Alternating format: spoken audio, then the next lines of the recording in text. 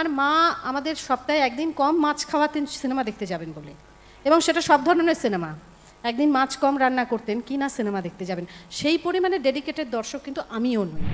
না, নায়ক তো উত্তমবাবুর জন্যই তৈরি, মানে নায়ক উত্তমবাবুর জন্যই তৈরি, এবং মানে বাবা ভীষণভাবেই কাজ করতে চেয়েছিলেন উত্তমবাবুর সঙ্গে।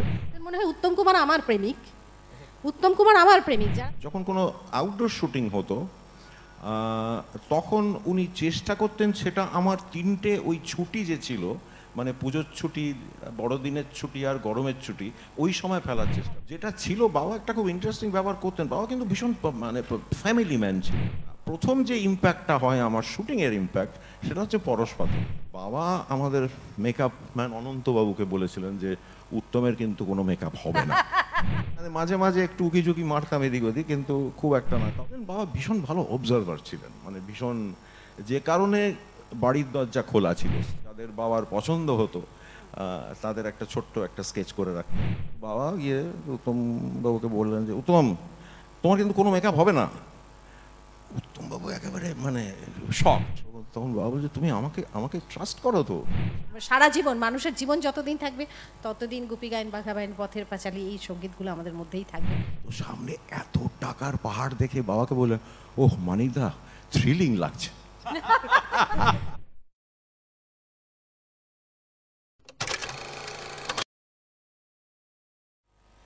तो चलिए शुरू करते हैं आज का अनोखा सफर। जोड़े हाथ ताली, जोड़े हाथ ताली, जोड़े हाथ ताली दिए मंचे डेके नेब दुई विशेष शिल्पी देवशंकर हालदार और अपराजिता अड्डो के। Let the show begin. Let the show begin and let's create history together. Thank you.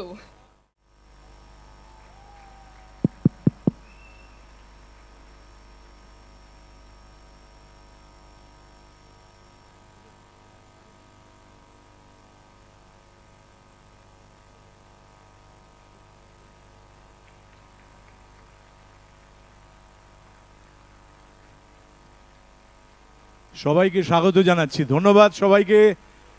এই রকম একটা আয়োজন আমি সত্যিই স্বীকার করছি যে আমি যখন ওইখানে বসে আপনাদের দিকে তাকিয়েছিলাম, আমার মনে হচ্ছিল, আপনারা তো জানেন আমি একজন নাটকের অভিনেতা মূলত, তার সঙ্গে ছবিতে অভিনয় করি, টেলিভিশনে করি, আরও নানান কাজের মধ্যে থাকি, কিন্তু আমরা সবসময় একটা মঞ্চ থেকে বাইরেটাকে দেখি যে আজকে দর্শক কেমন, আজকের মানুষজন কেমন। আমি কিন্তু আপনাদের প্রত্যেককে দেখতে পাচ্ছিলাম যে আপনারা এত সুন্দর সেজে এসেছেন, শুধু তাই না, আপনাদের মুখে একটা অদ্ভুত আলো এসে পড়েছে। আপনারা সকলেই আজকে আমাদের মতো অভিনেতা, অভিনেত্রী, শিল্পী হয়ে উঠেছেন। এইটা কিন্তু ওইখানে বসে আমার অনুভব হচ্ছিল, তখন মনে হচ্ছিল আমি ঠিক জায়গায় এসেছি। অন্তত আমার এই ব্যাপারে কোনো দ্বিধা নেই। সেই রবীন্দ্রনাথের কবিতার লাইন আছে না, দুয়ারো বাহিরে যেমনই চাহিরে মনে হলো যেন চিনি, কবে নিরুপমা ও গো প্রিয়তমা ছিলে লীলা সঙ্গিনী, কাজে ফেলে মরে চলে গেলে কোন দূরে, মনে পড়ে গেল আজি বুঝি বন্ধুরে, ডাকিলে আবার কবেকার চেনা সুরে, বাজাইলে কিংকিনি, বিশ্বরণের গোধূলি ক্ষণের আলোকে তোমারে চিনি। এই যে বিশ্বরণের গোধূলি ক্ষণের আলোকে তোমারে চেনা, সেই রকম মানুষজন যখন সামনে বসে থাকেন তখন ভয় করে না। আপনারা যদি বলেন আপনার বাগাড়ম্বর বাচালতা থামিয়ে এক্ষুনি গান শুরু করুন, তাতেও ভয় করে না, তখনও মনে হয় বাচালতা করি। কারণ এই বঙ্গ সম্মেলনী সামাজিক সংস্থা যে কাজটির কথা বারবার আমাদের বলতে চাইছে, সেই কাজটি আমাদের, আপনারা খেয়াল করেছেন কিনা জানি না, আমি এই চাদরটিকে সঙ্গী করে নিলাম। এই চাদরটি ওরা একটা কোথাও থেকে কিনে এনেছেন, আমাকে সম্বর্ধনায় পরিয়েছেন, কিন্তু ও একটু আগে গায়ে দিয়েছিল, কিন্তু ও তো সুন্দর দেখতে আমার থেকে অনেক বেশি, ফলত ও নিজেকে সম্পূর্ণ করে দেখাতে চায়। আমি তো ঠিক অতটা নই সম্পূর্ণ, মনে ওর যা সৌন্দর্য তা সত্যি বিলিয়ে দিয়ে মজা দেখি, মানে আমি একদম ঠাট্টা করছি না, মজা করছি না। আর ওকে আমি অনেক দিন থেকে চিনি, ওর সঙ্গে একাধিক অভিনয় করেছি, কিন্তু আমি কেন এটা গায়ে রাখলাম তার কারণ এইটার মধ্যে বঙ্গ সম্মেলনী সামাজিক সংস্থার এই সামাজিক কাজের অনেক উৎসাহ, উদ্দীপনা, স্বপ্ন, আকাঙ্ক্ষা মিশে আছে। সেই উত্তাপটা ভাবলাম কিছুক্ষণ গায়ের মধ্যে নিই। তার কারণ বঙ্গ সম্মেলনী সামাজিক সংস্থা তো একা কেউ নয়। এই যে আপনারা যেভাবে আজ এখানে এসে ওদের পাশে দাঁড়িয়েছেন, আপনারা সকলেই এক একটা প্রতিষ্ঠান, এক একটা সামাজিক সংস্থা হয়ে উঠেছেন। তাই আমি আবারও আমার তরফ থেকে ধন্যবাদ জানাচ্ছি, বঙ্গ সম্মেলনী সামাজিক সংস্থার তরফ থেকে ধন্যবাদ জানাচ্ছি।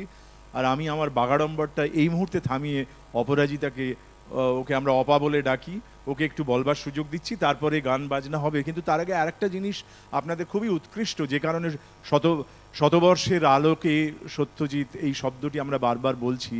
আজকে সন্দীপ রায় আছেন, সম্মাননীয় সন্দীপ রায়, তিনি এই প্রসঙ্গে কিছু আলাপচারিতা করবেন এবং সেটি এত মনোজ্ঞ হবে বলেই আমার বিশ্বাস খুবই অল্প সময়ে সেইটির পর আমরা শুভমিতার গানে যাব। কিন্তু তার আগে ওই যে বললাম, দুয়ারো বাহিরে যেমনই চাহিরে মনে হলো যেন চিনি। নমস্কার, শুভ সন্ধ্যা। সকলকে জানাই ইংরাজি নববর্ষের শুভেচ্ছা। কেমন আছেন সকলে? জোরে একটা ভালো বললে তবে আমি আবার কানে কম শুনি। আমার কানের পাশ দিয়ে সবই বেরিয়ে যায়, কর্ণকুহর দিয়ে মরণমে না পশিতে আমি আবার শুনতে পাই না। ওই জন্য জোরে যদি বলেন ভালো, তাহলে সবাই কেমন আছেন? আমি খুব অমাইক, মাইক ছাড়াও আমি কথা বলতে পারি এবং শেষের মানুষ পর্যন্ত শুনতে পাবেন। আপনাদের হচ্ছে বঙ্গ সম্মেলনী সামাজিক সংস্থা। আমি আগেও শুনেছি, আমাকে অভিজিৎ বলেছেন যখন এখানে আসার আমন্ত্রণ জানান আমাকে, তখন আমি বলি দেখো আমি যেতে পারবো না, তার কারণ হচ্ছে আমি 17 তারিখ অবধি পুরুলিয়াতে শুটিং করব, সেখানে 5 ডিগ্রি টেম্পারেচার, আমার রোজ নাইট শুটিং আছে। তাহলে 18 তারিখ ফিরে আমার পক্ষে যাওয়া সম্ভব নয়, কারণ আমি যেখানেই যাই একটু প্রস্তুত হতে যেতে পছন্দ করি, প্রস্তুত হয়ে যেতে পছন্দ করি সেই অনুষ্ঠানের মতো। আমি প্রস্তুত হওয়ার সময় পাবো না, কারণ আমাকে তো ওই ছবিটা পুরোটা শুটিং করতে হবে, সেখানে আমার পুরো ভাবনাটা, চিন্তাটা, মনটা দিয়ে রাখতে হবে, তখন নিজেকে প্রস্তুত করতে পারবো না। আর এই যে পৌঁছবো তার মধ্যে তো সম্ভব নয়। এবং সত্যি কালকে রাত্রির 12টায় আমি ফিরেছি, ফিরে আজকে সকাল 6:30টায় আবার বেরিয়েছি, বেরিয়ে এসে এবং আমি ঠিক হিসেব করে দেখেছি আমি 57 মিনিট ঘুমিয়েছি। লাস্ট 3 দিনের মধ্যে আমি 57 মিনিটস ঘুমোতে পেরেছি, মানে টাইম পেয়েছি। কিন্তু আমি বলেছিলাম দেবুদা আছে তো, তাহলে কোনো চিন্তা নেই, দেবুদাই সব বলে দেবে। আমার আঙ্কেল আছে তো, আর লক্ষ্মী কাকে আমার আঙ্কেল আছে তো, আঙ্কেল সব বলে দেবে, আমার কোনো চিন্তা নেই, আমি একদম ভয় পাচ্ছি না। এবং এখানে এসে খুব ভালো লাগলো, আগেও শুনেছি আবার এখানেও শুনলাম। আপনারা এমন মানুষদের জন্য কাজ করছেন এবং এমন একটা রোগ আমি তো মুখেই আনতে চাই না, কারণ আমি মনে করি মানে এটা কোনো ক্লাস ডিভিশন নয় যে আমি বড় তুমি ছোট, ও মেজো, ও সেজো, ও কালো, ও ফর্সা, ও লম্বা বেটে নয়। যার পরিবারে এই রোগটা ঢোকে বা যার পরিবারে এই রোগটার সম্মুখীন হয়, তার পরিবারটাই কোথাও থেমে যায় বেশ কিছুদিনের জন্য, এবং তার পরেরটা আমরা কেউ দেখতে পাই না, মনে হয় অন্ধকার। যেরকম মৃত্যু আমরা দেখতে পাই না বলে মৃত্যুর ভয় আছে, এটাও তো তাই। এবং তার সঙ্গে হচ্ছে ব্যয়বহুল চিকিৎসা, যেটা চালিয়ে নিয়ে যাওয়াটা সত্যিই কঠিন। সেখানে যে আপনারা প্রত্যেকে সাহায্যের হাত বাড়িয়ে দিয়েছেন, এইভাবে কাজ করছেন, এবং আজকে আমি শুনলাম যে একটা স্ক্যানার লাগানো হয়েছে, সেখানেও যে যার ইচ্ছে মতো ডোনেট করতে পারেন।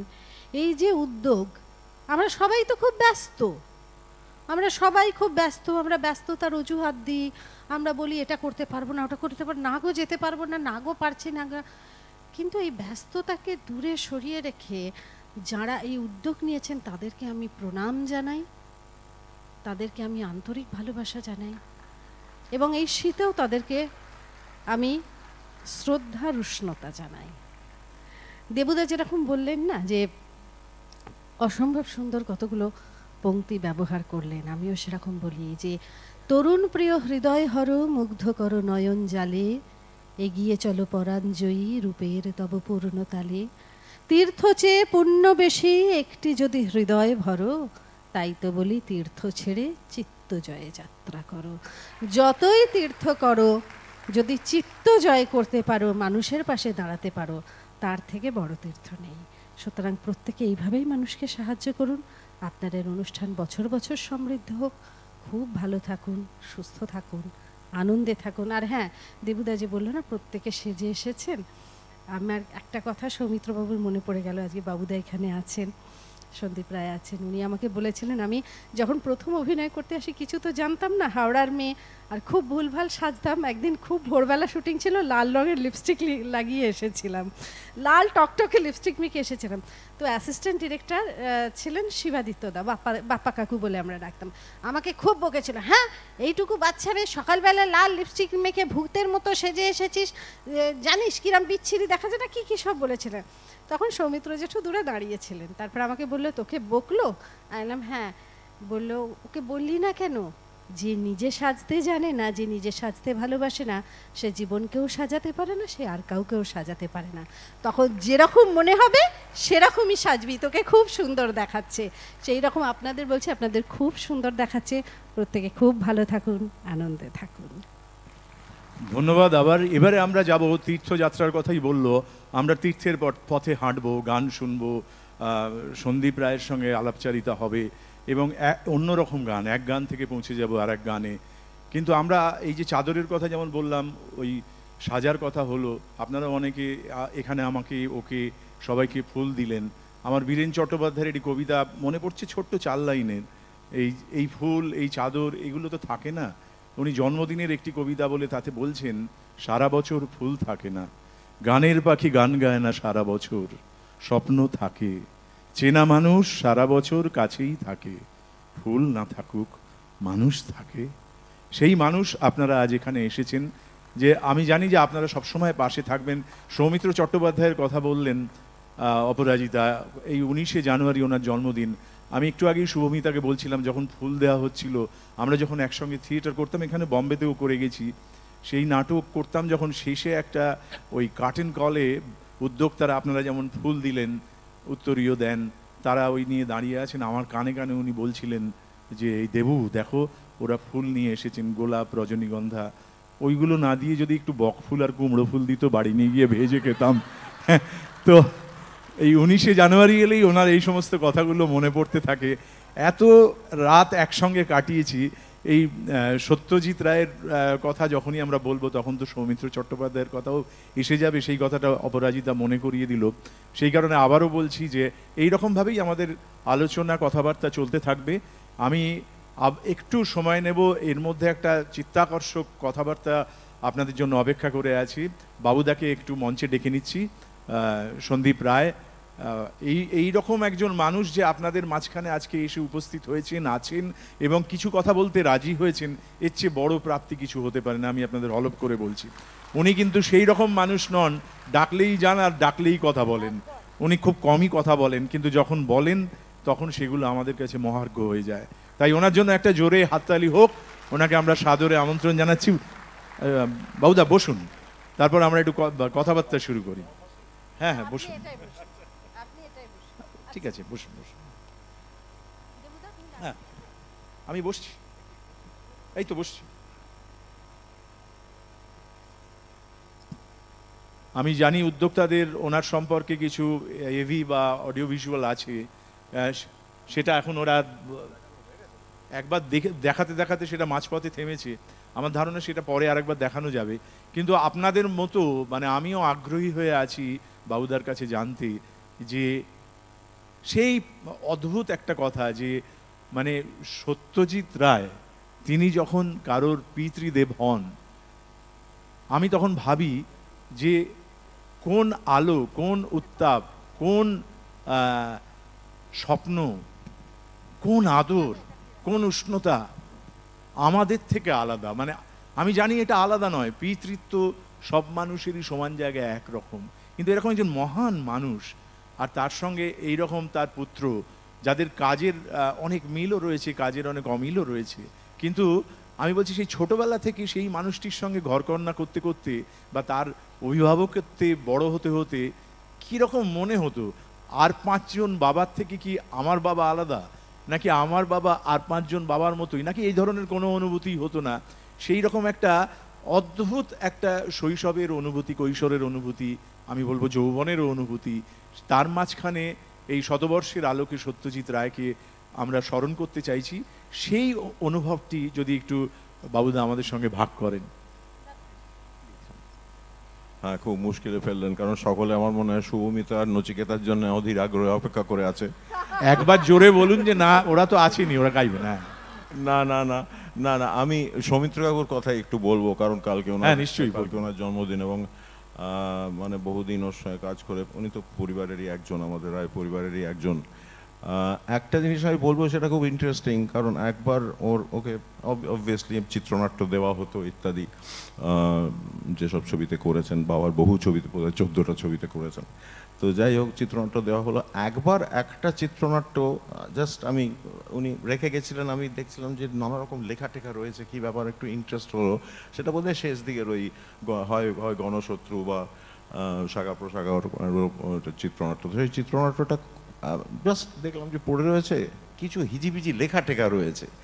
তো আমি দেখলাম যে দেখি একটু পড়ে দেখি, এবং যেটা অদ্ভুত হচ্ছে যে উনি কিন্তু চিত্রনাট্যটা পেলেন, তারপর রীতিমতো হোমওয়ার্ক করতেন, মানে মানে কিভাবে স্ক্যানিংটা করবেন, কিভাবে বলবেন, সমস্ত কিছু মানে ওখানে মার্ক করা থাকতো, এবং কোথায় কি ডিউটি করবেন, মানে ধর একটা নানা রকম ডিউটি আছে, মানে চা খাওয়া রয়েছে, যদি চা তখন সেখানে আসে, তখন কোথায় চায় চুমুকটা দেবেন, কোন ডায়ালগের মাঝখানে, সমস্ত লেখা থাকতো। এবং এটা একটা ভীষণ ভীষণ ইম্পর্ট্যান্ট একটা ব্যাপার বলে আমার মনে হয়। এটা আর কেউ করেন বলে আমার খুব একটা জানা নেই, এত ডিটেলে করেন বলে খুব একটা জানা নেই। আমি এই প্রসঙ্গে একটা কথা বলি। আমি সৌমিত্র জেঠুর সঙ্গে একটা ছবি করছিলাম, যার নাম সমান্তরাল। তাতে একটা ডায়লগ ছিল, ডায়লগটা বলার আগে না উনি এরমভাবে কপালটা চুলকালেন, এরমভাবে। আমি না খুব প্রশ্ন করতাম ওনাকে। ওনার সঙ্গে বোধহয় আমার জীবনে সুযোগ হয়েছে প্রচুর কাজ করার, এবং প্রচুর আড্ডা দিয়েছি, তার কারণ হচ্ছে শেখার জন্য। তো আমি বললাম যে তুমি এটা করলে কেন? তখন উনি বললেন যে বয়স হলে কোনো কিছু মাথায় আনতে গেলে একটু তো সময় লাগে, তখন মানুষ কোনো না কোনো ম্যানারিজম করে থাকে। এবং বললেন যে সত্যজিৎ বাবু উনি কিন্তু এগুলো লিখে রাখতেন, এবং কোন সময় এটা হবে সেটা উনি পুরো ছবি এঁকে রাখতেন, যে কখন মানুষ কি জেস্চার করবে, কোন শিল্পী কি করবে, সেটা ওনার পুরো বলা থাকতো, এবং টাইমিং করা থাকতো, পুরো মাপা থাকতো। অবশ্যই লেখা থাকতো, কিন্তু কয়েকজনকে উনি ভীষণ স্বাধীনতা দিতেন, বিশেষ করে সৌমিত্রর ক্ষেত্রে তো বটেই। হ্যাঁ, উনি সেটা আমাকে অনেকে বলেছেন, এবং অনেককে আবার দিতেন না, যে তুমি বেশি বাড়াবাড়ি করো না, এইরকম একটা ব্যাপার। তো এখন উনি সৌমিত্রবাবুকে অবশ্যই দিতেন, সন্তোষ দাকে তো দিতেনই অবশ্যই, কিন্তু যেটা উনি একটা সময় বলেছিলেন, সেটা হীরক রাজার দেশের সময়, যে সন্তোষ তুমি এখানে কিন্তু বেশি বাড়াবাড়ি করতে পারবে না, কারণ এটা পুরো ছড়ায় লেখা, এটা তুমি কাঠামো রয়েছে, এটা কাঠামো রয়েছে, এখানে তুমি কোনো রকম কিছু করো না, কোনো রং চড়িও না, কারণ এটা একেবারে খুব। তো যাই হোক, এই সব তো অবশ্যই রয়েছে। আরেকটা কথা আমার জানার আছে, সেটা হচ্ছে যে সত্যজিৎ রায় উনি আমাদের জীবনে নন, উনি আমাদের জীবন। যেরকম রবীন্দ্রনাথ আমাদের জীবন, এবং কিছু মানুষ আছে যাদের বাড়ির একটাই ঠাকুর, সেটা হচ্ছে রবীন্দ্রনাথ ঠাকুর। সেরকম কিছু মানুষের জীবন আছে যাদের জীবনই হচ্ছে সত্যজিৎ রায়, মানে তাদের জীবনে সত্যজিৎ রায় নয়, তাদের জীবন সত্যজিৎ রায়। যেরকম আমি খুব সাধারণ পরিবারের মেয়ে, খুব মধ্যবিত্ত পরিবারের মেয়ে। আমি অন্তত পথের পাঁচালী, গুপি গায়েন, বাঘা বাইন, হীরক রাজার দেশে অন্তত 50 বারের ওপর দেখেছি। তখনও কিন্তু আমি অভিনয় করতে আসিনি, দেখেছি, যখনই হতো দেখতাম। এবং তখন তো আলাদা করে কোনো মানে মাধ্যম ছিল না, ইউটিউব ছিল না, সমাজ মাধ্যম ছিল না, কিছুই ছিল না। আমাদের পাড়ায় কোনো অনুষ্ঠান হলে ওই ছবিগুলো দেখানো হতো, হ্যাঁ, প্রজেক্টরে ওই ছবিগুলো দেখানো। হ্যাঁ, পাড়ায় কোনো অনুষ্ঠান হতো মানেই গুপি গায়েন, বাঘা বাইন, পথের পাঁচালী, এগুলো দেখানো হবে। এবং দেখে দেখে দেখে দেখে ছবিগুলো আমি নয়, আমাদের পাড়ার সকলেরই প্রায় মুখস্থ হয়ে গিয়েছিল। এবং আমাদের পাড়াটাই ছিল ভীষণ সিনেমা অনুরাগী পাড়া, কারণ আমার মায়েরা এমন দর্শক ছিলেন, সেই দর্শক আমরাও নই, কারণ আমার মা আমাদের সপ্তাহে একদিন কম মাছ খাওয়াতেন সিনেমা দেখতে যাবেন বলে, এবং সেটা সব ধরনের সিনেমা। একদিন মাছ কম রান্না করতেন, কি না সিনেমা দেখতে যাবেন, সেই পরিমাণে ডেডিকেটেড দর্শক কিন্তু আমিও নই, আমার মায়েরা যেরকম ছিলেন।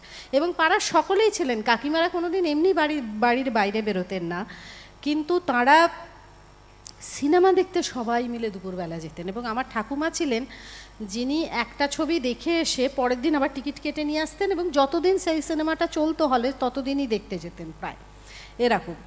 তো সেই জায়গায় দাঁড়িয়ে আমি দেখতাম যে তাঁরা না সত্যজিৎ রায়কে নিজের মনে করেন।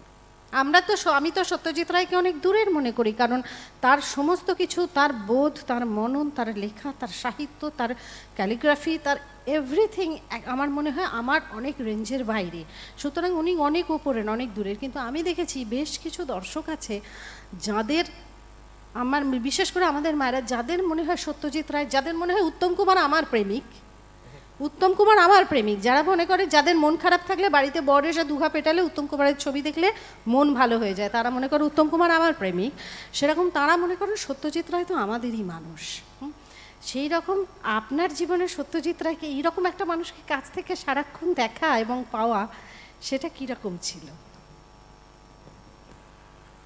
সেটা তো পরে বুঝেছি, সেইটাই। তখন তো বাবা মানে না, এটা আমার গুরুদেবের ছেলেও আমাকে বলেছিল, ঈশান শিবানন্দ বলেছিল, বাবা যে এইরকম বাবা সেটা অনেক পরে বুঝেছি। এটা পরে বোঝা যায়, ইনফ্যাক্ট ওর যাওয়ার পরে বোঝা যায় যে মানে লেগেসিটা কি, এখন সেটা তো পরে বোঝা যায়। কিন্তু যেটা ছিল, বাবা একটা খুব ইন্টারেস্টিং ব্যাপার করতেন। বাবা কিন্তু ভীষণ মানে ফ্যামিলি ম্যান ছিলেন, যেটা একদম ভীষণভাবেই আমি বলবো সব সময় ফ্যামিলি ম্যান ছিলেন, এবং মানে চেষ্টা করতেন যেখানেই যান না কেন পরিবার যাতে থাকে, মা যাতে থাকেন, আমি যাতে থাকি, এরকম ব্যাপার।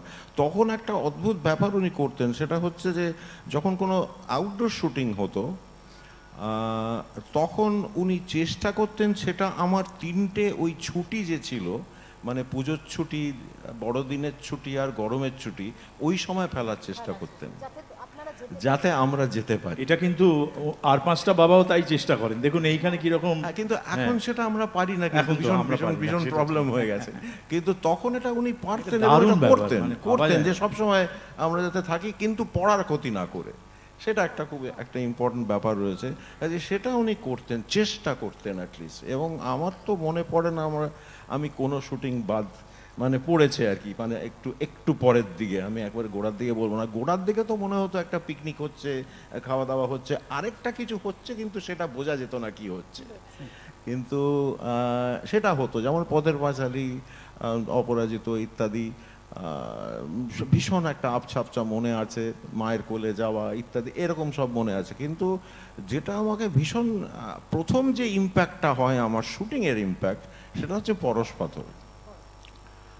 পাথরে কিচিলুর পার্টি, মানে সেই প্রিন্স কোট পরে, এবং কলকাতার তখন টালিগঞ্জের একবারে তাবড় অভিনেত্রীরা সব কাজ করছেন, এবং সেই শুটিংটা আমি দেখতে গেছিলাম। এবং সেটা আমার কাছে একটা ভীষণ একটা ইম্পর্টেন্ট শুটিং, এই কারণে নয় যে সব তাবড় অভিনেতা, তাদের আমি কিন্তু একজনকেও আমি খুব একটা পাত্তা দিইনি, কিন্তু যেটা আমাকে ভীষণভাবে মানে করেছিল, মানে ইম্প্যাক্ট সৃষ্টি করেছিল, সেটা হচ্ছে যে একটা ক্রেন ব্যবহার করা হয়েছিল সেই শুটিংয়ে। সেই ক্রেনে ক্যামেরা খাটানো হয়েছে, এবং বাবা এবং সুব্রত মিত্র, বাবার ক্যামেরাম্যান সুব্রত মিত্র সেই ক্রেনে বসে, এবং সেই ক্রেনটা নাগরদোলার মতো উঠছে নামছে, সেটা আমাকে ভীষণ ফ্যাসিনেট করেছিল। আমাকে শুটিংটা ফ্যাসিনেট করেনি, তুলসীবাবু ফ্যাসিনেট করেনি, ওইটা আমাকে ভীষণভাবে একটা ইম্প্যাক্ট। তো সেরকমভাবে আস্তে আস্তে। আর আরেকটা ছিল যেটা আমি বললাম যে পরে আমি রিয়েলাইজ করেছি, কিন্তু তখন যেটা হতো, তখন মানে বাবার কাছে প্রচুর, খুব ছোটোবেলা থেকেই বাবার কাছে সব সাহেব মেমরা আসছে দেখতাম, যেটা অন্য বাড়িতে খুব একটা দেখতাম না। কারণ মানে পথের পাঁচালী বিশেষ করে হবার পর একটা সাংঘাতিক একটা কি হওয়ার পরে, ইম্প্যাক্ট একটা হওয়ার পরে, মানে তখন বিদেশ থেকে লোকজন আসা বেড়ে গেল, সারা পৃথিবী বাড়িতে আসছে। হ্যাঁ, সারা পৃথিবী তখন বাড়িতে আসে, সারা পৃথিবীর চিঠি বাড়িতে আসছে। এবং মানে আমার কাছে খুব ইন্টারেস্টিং লাগতো স্ট্যাম্পগুলো, সে নানা রকমের সব স্ট্যাম্প, তখন তো একটা স্ট্যাম্প জমানোর বয়স ছিল, কাজেই সেটা আমি খুবভাবে করতাম। আর ওটা তো ছিল, আর ভীষণভাবেই একটা তবে কাজে খুব একটা মানে যখন কাজ করছেন তখন খুব একটা বিরক্ত করেছি বলে মনে হয় না। এটাই হচ্ছে ভালো ছেলের লক্ষ্য, একদম। যে বাবা কাজ করছে তাকে কাজটা করতে দাও। হ্যাঁ, মানে মাঝে মাঝে একটু উকিঝুঁকি মারতাম এদিক ওদিক, কিন্তু খুব একটা না। তাও তখন যেটা উনি করতেন সেটা খুব ইন্টারেস্টিং। সেটা এখন খাতাগুলো দেখলে, মানে শুটিং স্ক্রিপ্টগুলো দেখলে, যেটা খেরোর খাতাকে আমরা বলি আর কি, সেটা দেখলে খুব, যখন হঠাৎ উনি দেখলেন মানে একটা আর চোখে দেখলেন আমি, মানে পেছন থেকে একটা নিঃশ্বাস পড়ছে, একটা এরকম মানে উকিঝুঁকি মারছি, তখন উনি টক করে কাজটা বন্ধ করে নানা রকম হিজিবিজি আঁকতে শুরু করতেন আমার জন্য আর কি। এবং সেটা এখনো রয়েছে আর কি, মানে বিশেষ করে অপরাজিত, পরশ পাথর, ওইসব খাতায় এটা রয়েছে। ছেলের জন্য বাবা সেটা জেনে একটু, মানে একটু অ্যামিউজ করার জন্য আর কি। দারুণ। আচ্ছা, ও উত্তম কুমারের কথা বললো, তো সৌমিত্র চট্টোপাধ্যায়কে নিয়ে কথা হলো, এই উত্তম কুমারকে নিয়ে আপনার স্মৃতি তো আছে, বাবাকে জড়িয়ে ওনাকে নিয়ে, বা আমি জানি না, মানে সেইটা আপনার কি? না, নায়ক তো উত্তমবাবুর জন্যই তৈরি, মানে নায়ক উত্তমবাবুর জন্যই তৈরি, এবং মানে বাবা ভীষণভাবেই কাজ করতে চেয়েছিলেন উত্তমবাবুর সঙ্গে, এবং যে কারণে বাবা প্রচুর ছবি টবিও দেখেছিলেন। সেটা তো উনি উত্তমবাবু চলে যাওয়ার পর ওর একটা বক্তৃতা রয়েছে, খুব ইম্পর্ট্যান্ট একটা বক্তৃতা, সেখানে উনি বলেছেন যে আমি প্রচুর ছবি দেখেছি এবং আমার খুব একটা প্রিয় অভিনেতা ছিলেন, এবং কাজ করার একটা ইচ্ছে হয়েছিল উত্তমবাবুর সঙ্গে। তো তারপরে তো চিত্রনাট্য লেখা হলো, ওকে পড়ানো হলো, এবং উনি বলেছিলেন যে যে এমন একটা চিত্রনাট্য, এমন ডায়ালগ, যেটা মনে হচ্ছে আমি নিজে বলছি, মানে এটা আমার আর মুখস্থ করার কোনো প্রয়োজন ছিল না, মানে প্রয়োজন নেই এরকম একটা। কারণ বাবা একটা যেটা ছিলেন, বাবা ভীষণ ভালো অবজারভার ছিলেন, মানে ভীষণ, যে কারণে বাড়ির দরজা খোলা ছিল, বহু লোক আসতো এবং একটা ইন্টারাকশন হতো, এবং নানা রকম ম্যানারিজম ইত্যাদি, এবং যাদের বাবার পছন্দ হতো তাদের একটা ছোট্ট একটা স্কেচ করে রাখতেন, মানে খেরোর খাতা শেষের দিকে একটা স্কেচ করে রাখতেন, ঠিকানাপত্র লিখে রাখতেন, পরে যদি অভিনয়ের দরকার লাগে তখন তাকে কন্ট্যাক্ট করা হতো ইত্যাদি।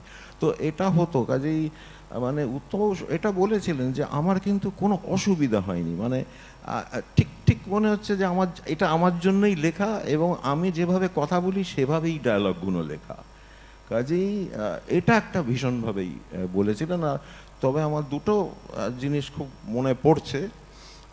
একটা হচ্ছে যে প্রথম দিনের শুটিং, এটা হচ্ছে নায়কের বাড়ি আর কি, আলিপুরে একটা আমাদের বাড়ি ঠিক করা হয়েছিল, সেখানে নায়কের শুটিং হবে। তো সেখানে সব তোড়জোড় চলছে, তো উত্তমবাবু এসছেন, এবং উত্তমবাবু এসেই একটা মেকশিফট একটা মেকআপ রুমের মতো করা হয়েছিল, সেখানে উত্তমবাবু এসে বসেছেন। তো বাবা আমাদের মেকআপ ম্যান অনন্তবাবুকে বলেছিলেন যে উত্তমের কিন্তু কোনো মেকআপ হবে না। তো এখন অনন্তবাবু তো দেখেছেন যে উত্তমবাবু এসে সোজা মেকআপ চেয়ারে বসে পড়েছেন আয়নার সামনে, তো উনি 1 মিনিট করে বাবার কাছে এলেন, উত্তমবাবু এসে গেছেন, বসে আছেন একেবারে। তো বললো তুই বলো কোনো মেকআপ হবে না। এটা তো আমার পক্ষে বলা খুব মুশকিল, তো আপনি একবার আসুন। তো বাবা গিয়ে উত্তমবাবুকে বললেন যে উত্তম, তোমার কিন্তু কোনো মেকআপ হবে না। উত্তমবাবু একেবারে মানে শকড, কারণ তার কিছুদিন আগে ওর চিকেন পক্স হয়েছিল, তো এবং তার কিছু দাগ টাগ ছিল আর কি। এটা আমি শুনেছি। হ্যাঁ, তো বাবা বললেন ঠিক আছে, তোমার তো ফ্ল্যাশব্যাক আছে ছবিতে, তখন একটু মেকআপ হবে না হয়, এখন আমি কোনো মেকআপ করবো না। তো উত্তমবাবু একবার সেটা কিছুতেই, মানে ভীষণভাবেই আপসেট। তো তখন বাবা বলছে তুমি আমাকে ট্রাস্ট করো তো। নিশ্চয়ই। এই কথা কি বলছেন মানিতা? বললো ঠিক আছে, আমি আজকে শুটিং করছি, তোমাকে কালকে আমি রাশ দেখাবো, রাশ দেখে যদি তোমার অপছন্দ হয় তাহলে একটা কিছু ব্যবস্থা করা যাবে। তো তারপরের দিন রাশ দেখা হলো, এবং উত্তমবাবুর অসম্ভব পছন্দ হলো, এবং উনি বললেন যে তাহলে আমি এত সময় নিয়ে মেকআপ করি কেন? নিশ্চয়ই। হ্যাঁ, তো আরেকটা আমার মনে আছে, সেটা খুব ইন্টারেস্টিং, সেটা হচ্ছে টাকার স্বপ্ন, টাকার সেই নাইটমেয়ার বা ড্রিম যাই বলুন না কেন। তো সেখানে সব পুরো টাকা ফাঁকা আসে, একেবারে পুরো সেই সেটটা তৈরি করা হয়েছে, টাকা পড়ে রয়েছে ইত্যাদি। সেটা আমাদের এখানে হয়েছিল, মানে নিউ থিয়েটার্সে হয়েছিল, NT1-এ হয়েছিল, মানে ঢুকে বাঁ দিকের যে একটা ফ্লোরটা রয়েছে সেখানে হয়েছিল। তো সেখানে তো উত্তমবাবু এসছেন, তো বাবা খবর পেলেন যে উত্তমবাবু এসছেন। তখন মেকআপ একটু ছিল, কাজেই মেকআপ রুমে বসেছেন ইত্যাদি। তো বাবা বললেন যে একটু ডাকো উত্তমকে। তো উত্তমবাবু এলেন, তো সামনে এত টাকার পাহাড় দেখে বাবাকে বললেন ওহ মানিকদা, থ্রিলিং লাগছে। না, আমার নায়কের একটা সিনেই মনে হয়, যখন উনি সেই প্রথম সিনিয়র অ্যাক্টরের সঙ্গে অভিনয় করে এসে ওনার বন্ধুর সঙ্গে খুব উষ্মা প্রকাশ করছেন যে এটা অভিনয় নয়, উনি যেটা করছেন ওটা অভিনয় নয়, ওটা অনেক পুরনো একটা তখন যে সিগারেটটা ফেললেন ওই টাইমিংটা, আমার তখন মনে হয়েছে যে ওই টাইমিংটা, ওই যে সিগারেটটা ছোঁড়া ওটাই হচ্ছে একজন বড় অ্যাক্টর এবং বড় ডিরেক্টরের যুগলবন্দী। আমার মনে হয় যে একটা অদ্ভুত স্ক্রিন প্রেজেন্স ছিল তো, এবং একটা ডাইনামিজম ছিল, যেটা প্রথমে ওই ফোনটা যেটা আসে, যে ফোনটা তুলে যে ব্যাপার হয়, মানে সেটা অনেকক্ষণের একটা ফোন কনভারসেশন ছিল, কিন্তু মানে সিগারেটটা ঠোঁটে ছিল, সেটা একটা অদ্ভুত ব্যাপার। উনি এটা মানে ওটা একটা দারুণ। হ্যাঁ, ওরকম। আচ্ছা, আমাদের তো গল্প চলতেই থাকবে, আমরা থামবো না, আমরা থামতে জানি না। এই রেটে গান কিন্তু হবে না। ওই দিক থেকে আমাকে কিন্তু বলছে সবাই যে এবার একটু গানের দিকে সবাই যেতে চান, সুতরাং আমরা আমাদের আলোচনাটা যেরকম বলা হয় আমাদের মানে সঙ্গীত বলে এটা একদম সবকিছুর, এবং সত্যজিৎ রায় মানে অঙ্গাঙ্গিভাবে জড়িত সঙ্গীত, অবশ্যই তাকে বাদ দিয়ে মানে সারা জীবন, মানুষের জীবন যতদিন থাকবে ততদিন গুপি গায়ন, বাঘা বাইন, পথের পাঁচালী, এই সঙ্গীতগুলো আমাদের মধ্যেই থাকবে। আপনারা সবাই অধীর আগ্রহে অপেক্ষা করছেন। শুভমিতা কাশছে, ওর অলরেডি শরীরটা ভালো নেই, সুতরাং ও আপনাদের মধ্যে এলে অনেক ভালো থাকতে পারবে এবং আমাদের গান শুনে সমৃদ্ধ করবে। তাহলে দাদা আমরা একটু গান শুনে নিই। Thank you. শুভমিতা রেডি তো? শুভমিতা চলে আসুন। Thank you, lovely audience, thank you. আমরা আবারও ধন্যবাদ জানাচ্ছি সন্দীপ রায়কে, তিনি এলেন আমাদের সঙ্গে, বিশেষ কিছু কথা যে ভাগ করে নিলেন, এটা পরম প্রাপ্তি হলো আমাদের সকলের। এবারে যে এভিটা খানিক হয়ে আবার বন্ধ হয়ে গিয়েছিল, সেটি যদি একবার চালিয়ে দেন, ইতিমধ্যে এই দিককার কাজ হয়ে যাবে। যিনি এভির দায়িত্বে আছে, যদি চালান একটু সুবিধা হয়, দেখে নিন। হ্যাঁ,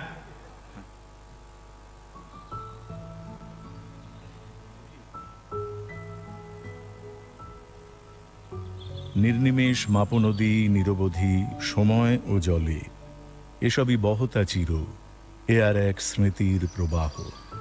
থাকে না কেউই, তবে যেহেতু সে স্রোতের দ্বৈত, ছেঁড়া পাতা মুখচ্ছবি ভেসে যায় জলের খেয়ালে। এই গল্প অস্কার জয়ী ফিল্ম মেকার ও গল্পকার শ্রী সত্যজিৎ রায়ের উত্তরসূরির। 8ই সেপ্টেম্বর 1953 সালে জন্মগ্রহণ করেন বিশিষ্ট এই বাঙালি পরিচালক। বাংলা সিনেমার উত্তর যুগে এক অনন্য নিদর্শন স্থাপন করেছেন নিজ পরিচয়ে। তিনি আর কেউ নন, এক ও একমাত্র আমাদের প্রখ্যাত ফিল্ম মেকার সন্দীপ রায়। সর্বকালীন বাংলা সিনেমায় সত্যজিৎ রায়ের অবদান অনস্বীকার্য। বিখ্যাত বাবার বিখ্যাত পুত্র হয়ে ওঠার গল্পটা কিন্তু সহজ ছিল না। বাবা বিখ্যাত হলে তার ছায়া সন্তানের উপর পড়বেই, সমাজ ফেলবেই। সেই ছায়াকে সম্বল করে নিজের কীর্তি সন্দীপ রায় যেভাবে স্থাপন করেছেন, তা অত্যন্ত প্রশংসার ও সাধুবাদযোগ্য। সত্যজিৎ রায়ের গুপি বাঘা ফিরে এলো সিনেমা প্রসঙ্গে লিখতে গিয়ে রায়বাবু লিখছেন, গুপি বাঘা ফিরে এলো ছবি তৈরির কৃতিত্ব বেশিরভাগ সন্দীপের। শুধু গল্প আর কিছু গান আমার। চিত্রনাট্য, পরিচালনা, ছবি তোলা সবটাই সন্দীপের। ক্যামেরা পরিচালনার দিকে সে বিশেষ পারদর্শী। এ কাজে ওর দক্ষতা আমার থেকে বেশি। যদিও 1970 সালে প্রতিদ্বন্দ্বী সিনেমা থেকে সত্যজিৎ রায়ের প্রোডাকশনের সঙ্গে সন্দীপ রায় ছবি তোলা আরম্ভ করেন, কিন্তু শেষমেশ 1971 সালে সীমাবদ্ধ সিনেমার টাইটেল কার্ডে তার নাম প্রথমবার অফিসিয়ালি যায় প্রখ্যাত চিত্রগ্রাহক নিমাই ঘোষের সাথে। শুধু ছবি তোলাই নয়, ফ্লোরে ছবি তৈরির মুহূর্ত থেকে আরম্ভ করে সত্যজিৎ রায়কে তিনি সাহায্য করেছেন প্রভূতভাবে। পোস্ট প্রোডাকশন থেকে আরম্ভ করে ফলি তৈরি করা, মানে সিনেমা জগতে আজ খুবই চেনা একটা শব্দ হলেও আজ থেকে 55 বছর আগে এই ফলি তৈরি করা খুবই কঠিন বিষয় ছিল। সন্দীপ রায় প্রায় ক্ষেত্রেই এই ফলি তৈরির দায়িত্বে থাকতেন এবং নিজেই এই সৃষ্টিগুলি করতেন। এভাবেই নিজ যোগ্যতায় পরিচয় ও সম্মান অর্জন করেছেন সত্যজিৎ ও বিজয়া রায়ের একমাত্র সুযোগ্য পুত্র শ্রী সন্দীপ রায় মহাশয়। এক বাঙালির মনসিয়ানা এখানেই। শতরঞ্জ কে খিলাড়ি এই ছবিতে মাত্র 22 বছর বয়সে সহকারী পরিচালক হয়ে কাজ করা শুরু করেন তিনি। শ্রী সত্যজিৎ রায়ের সমস্ত ছবিতে তিনি থেকেছেন ছায়া সঙ্গী হয়ে। চিত্রগ্রাহক থেকে সহকারী সমস্ত কাজ করেছেন নিষ্ঠা ভরে। প্রথম ছবি ফটিক চাঁদ নিয়ে পরিচালনায় এলেন সন্দীপ রায়। বিখ্যাত পিতার সন্তান হয়েও সত্যজিৎ রায়ের নাম ব্যবহার করে কোনোদিন কোনো রকম সুযোগ তিনি নেননি। ফটিক চাঁদ তৈরি করতে অনেক কাঠখড় পোড়াতে হয়েছিল তাকে। জীবনের প্রথম পরিচালিত ছবিটি আন্তর্জাতিক শিশু চলচ্চিত্র উৎসবে পুরস্কার পায়। শুরু হলো নিজের যাত্রাপথ, লিখিত হলো গল্প। রায়বাড়ির সন্দীপ নির্মাণ করতে শুরু করলেন নিজের আঙ্গিকে সিনেমা। উল্লেখযোগ্য কাজগুলো হলো ফটিক চাঁদ, সত্যজিতের প্রিয় গল্প, গুপি বাঘা ফিরে এলো, উত্তরণ, টার্গেট, ফেলুদা 30, বাক্স রহস্য, বোম্বাইয়ের বোম্বেটে, নিশি যাপন, কৈলাসে কেলেঙ্কারি, হিটলিস্ট, গোরস্থানে সাবধান, রয়্যাল বেঙ্গল রহস্য, যেখানে ভূতের ভয়, বাদশাহী আংটি, মন চোরা, ডাবল ফেলুদা, প্রফেসর শঙ্কু ও এলডোরাডো, হত্যাপুরী এবং নয়ন রহস্য। বর্তমানে তিনি সন্দেশ পত্রিকার 4র্থ প্রজন্মের সম্পাদক হিসেবে কাজ করছেন।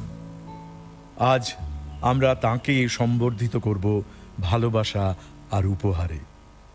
সম্বর্ধনা দেব আবেগ আর আগামীর উত্তরীয় পরিয়ে। আপনার উপস্থিতি আমাদের আজকের মঞ্চের প্রাণ। আপনার মধ্য দিয়েই আজ প্রজ্বলিত হচ্ছেন বিশ্ববরেণ্য অস্কার জয়ী চিত্রশিল্পী শ্রী সত্যজিৎ রায়।